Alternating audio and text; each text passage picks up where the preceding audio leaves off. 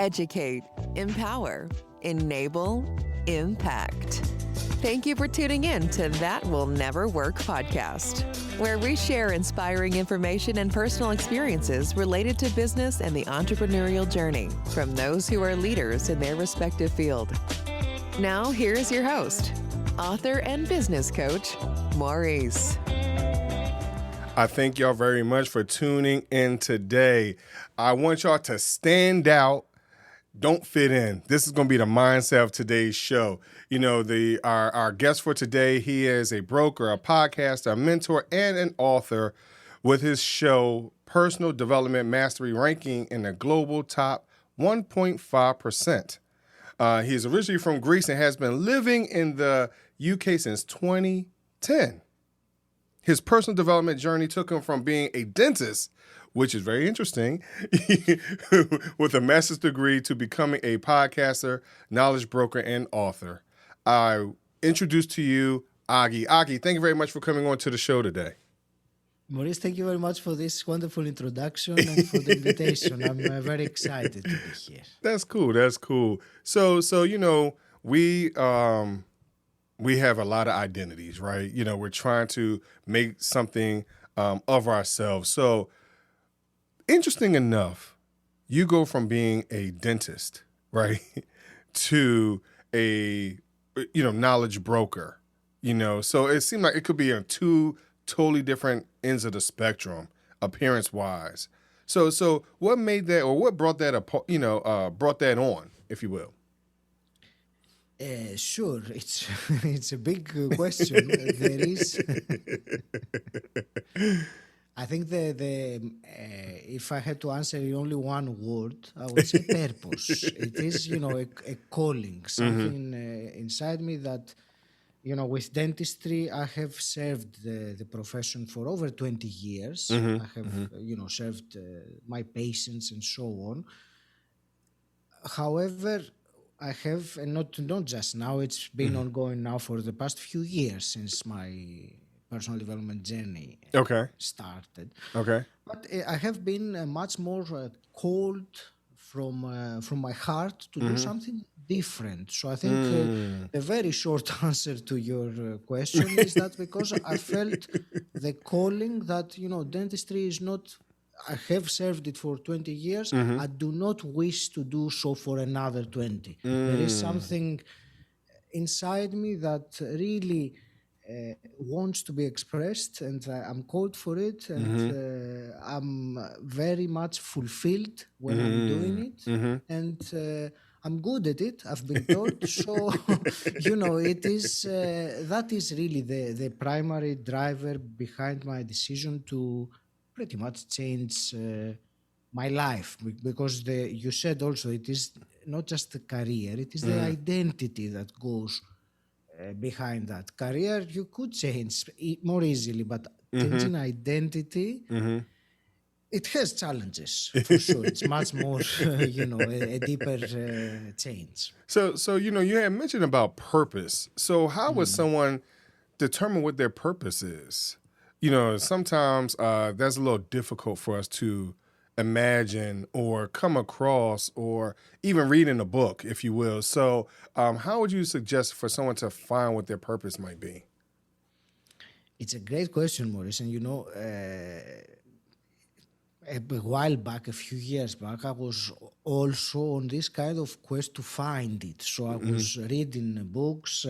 I was actually thinking of writing, doing a public speech about how to find your purpose. So my intention behind that was, because I needed to prepare for the speech, I would find my own purpose through the preparation. So, in other words, I was looking at it in a very, very logical way. And I think part of that is you already used the word find it. And, for me, it starts, the mistake or the difficulty starts from there, that the word find, because find implies that it is somewhere and you're looking for it to find it. So it is like it's somewhere. Like, there is a rock somewhere waiting for you to discover it. Right. I have found that purpose is it's nothing like that. So you can't find it. And that is, when we use that phrase, it takes us away from what it really is. Purpose is something that you created. Purpose is more like a song, shall we say, or a poem. You compose it, you don't find it, you create it. So a purpose is what you create with your actions, basically, which is the sum of your actions constitute your life, what you do with your life. So that is the first thing I'm saying. It's not about finding it. So it's not trying to look for it or making lists and things like that.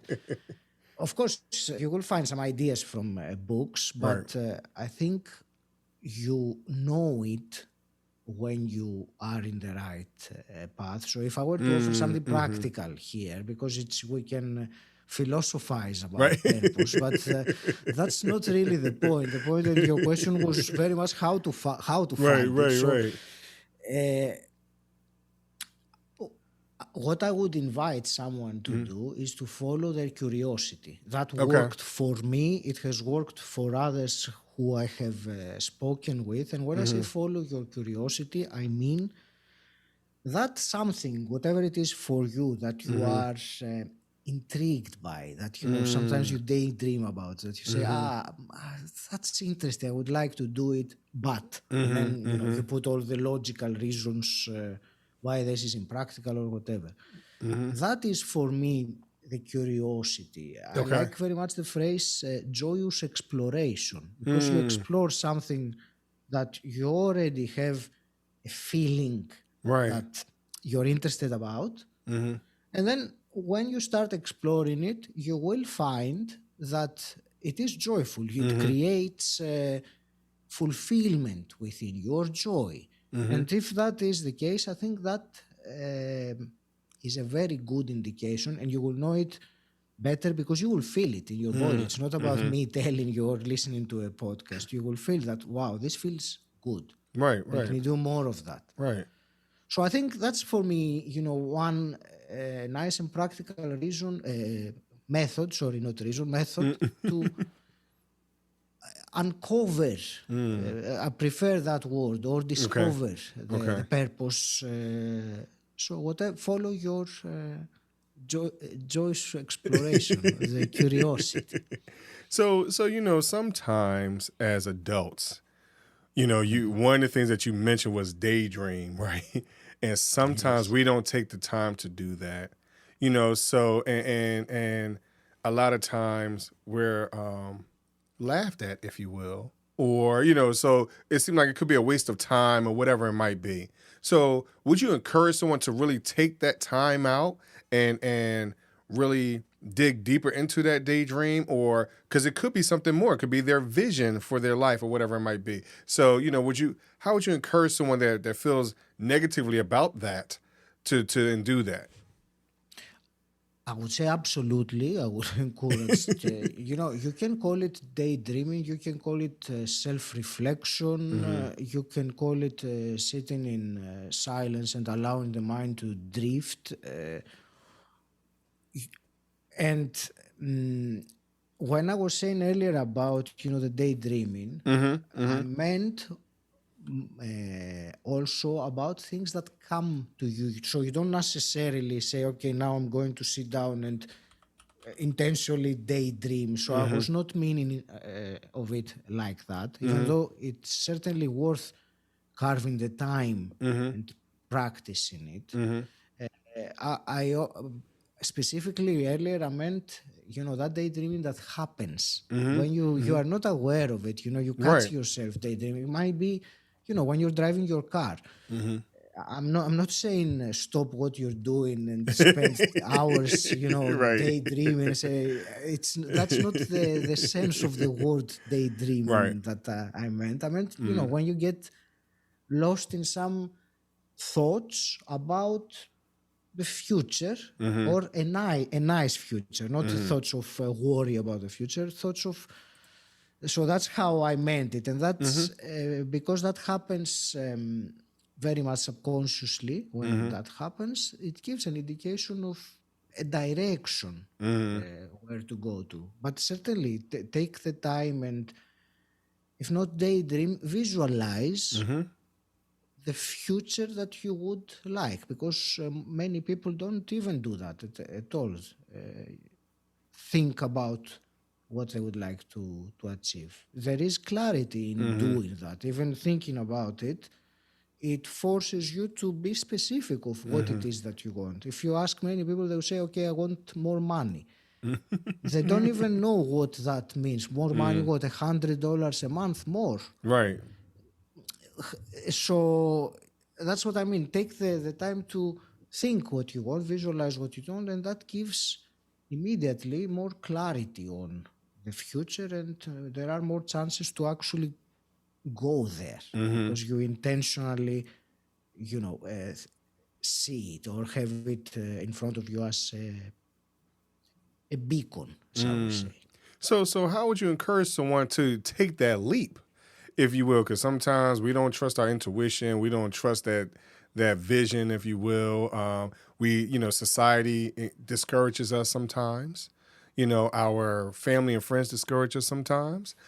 So how would you encourage someone to take that leap, if you will, that leap of faith? It's not easy to the leap of faith.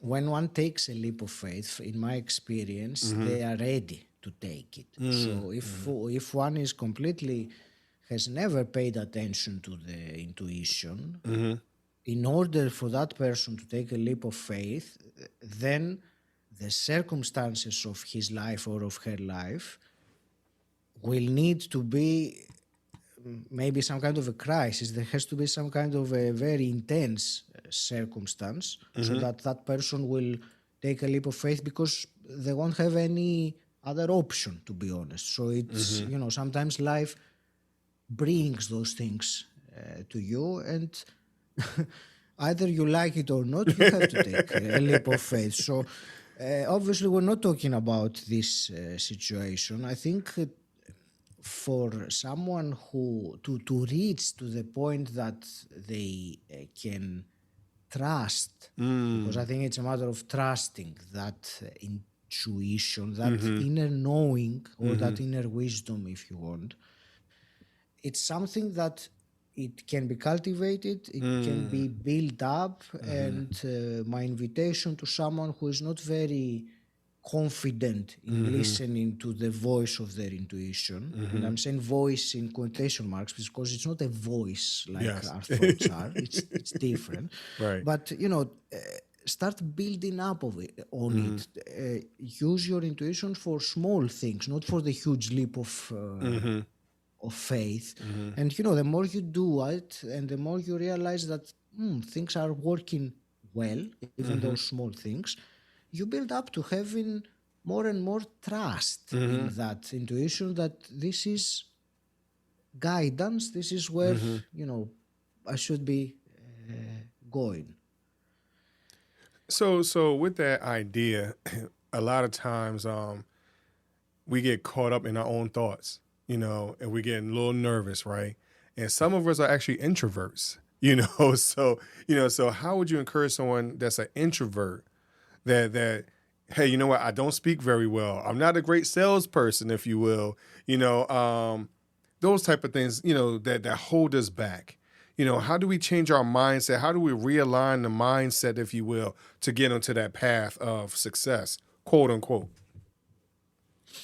There are two things that come to my mind now. One of them is the preparation or the knowledge, because some elements of, for example, if you feel you're not good enough, or if you feel that you have fear that you will be rejected, and that's why you don't pick up the phone to make that call. So there is an element of learning and understanding how your mind works, so that when you reach that point of decision and you're about to decide, oh, I will clean my drawer instead of calling that person, because I need to reorganize my drawer.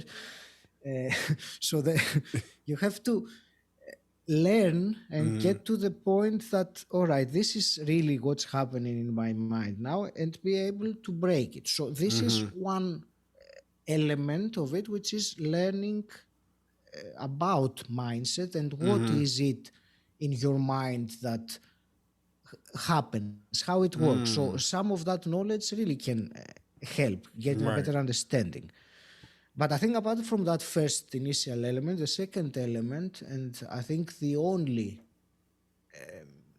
you can't really, it's irreplaceable element of going over to the other side is to take the uncomfortable action.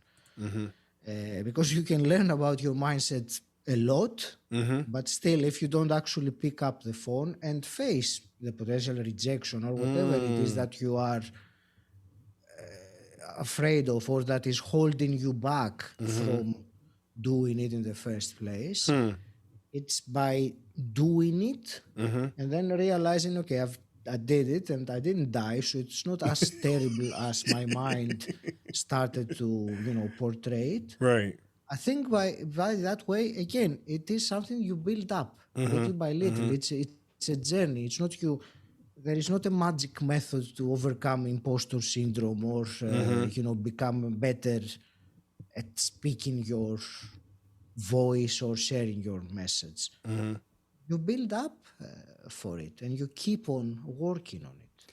I know So I do it. I mean, I haven't reached the level of there I am. right, It's right. every single day, every single conversation, every single podcast, I build. Right, right. So you talked about imposter syndrome, the being fake or phony idea, right? Putting up a persona that's not genuine, because of again what people are expect of us, if you will, what we portray to other individuals. How would you help someone to become more genuine in what they're doing and what they're trying to project out there to everyone? For me, personally, Maurice, authenticity is extremely important. Because if you think about it, and that's, you said it in the introduction, which is the phrase that I use in my podcast, stand out, don't fit in. And that is, for me, it's about authenticity. It's about expressing who you really are. And of course, that's not easy. Because first of all, you have to find out who you really are in order to be able to express it. And then when you would like to express it, you will face either internal barriers from your mind or external barriers from your friends, the society, your family, your husband, your wife, whoever might see it differently. So I'm thinking, what is it? How I can,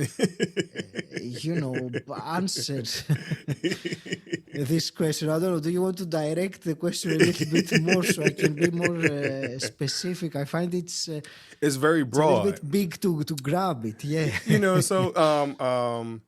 I think sometimes we get caught up in what other people really would like for us to be, and so how do we deal with the expectation of others on us? So you could be in your 9 to 5 job, right? And whatever though that your manager wants you to be, your coworkers, your VP, your C, whatever it might be. Sometimes we have to put on a different type of face, that is not really us. So, and sometimes it could come out in our work, our day-to-day job. So that's, so how do we become more genuine and, like you said, authentic to ourselves? Because we may be in this particular job and don't really like it. Where we're caught up in the golden handcuffs, where we're stuck to the money that's being presented, things like that. So that's what I'm talking about. Like, how would you help someone to become like, hey, I need to figure out who I really am. Yeah, if you are in the golden handcuffs, as you say, you're clearly not in a job that you enjoy and you're clearly not authentic. You have to pretend to be there because Yes. otherwise, if you are unhappy there, I think most people wouldn't appreciate having a really unhappy person walking around them or a really angry person. So that's why they have to put that face and pretend that there's someone else. I think, I'm trying to find of something really inspirational to say, but there is a better way of life than pretending to be someone that you're not in order to get a paycheck to buy for stuff you don't need to impress people who you don't like. I think that was from a movie.